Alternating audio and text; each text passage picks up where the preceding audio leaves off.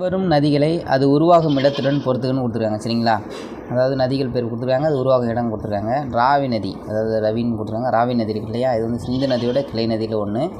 ராவி நதி எங்கே உற்பத்தி ஆகுது அப்படின்னு பார்த்தீங்கன்னா இமாச்சல பிரதேசத்தில் உற்பத்தி ஆகுது. சரிங்களா? அடுத்து கங்கை நதி எங்கேன்னு பார்த்தீங்கன்னா உத்தரகாண்ட். அப்புறம் சம்பல் எங்கேன்னு பார்த்தீங்கன்னா மத்திய பிரதேசம். சரிங்களா? இது வந்து சி, இது ஏ, இது வந்து பி. சரிங்களா? மகாநதி பார்த்திங்கன்னா சத்தீஸ்கர். மகாநதி வந்து இங்கே சத்தீஸ்கர்.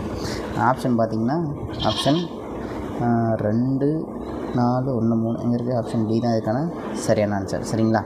இங்கே ராவி நதி இருக்கு இல்லையா, இது வந்து சிந்து நதியோட கிளை நதின்னு சொன்னேன். சிந்து நதியோட கிளை நதிகள் வந்து மொத்தம் 5 நதிகள் இருக்குது. என்னென்ன அப்படின்னு பார்த்திங்கன்னா ஜீலம், செனாப், பியாஸ்,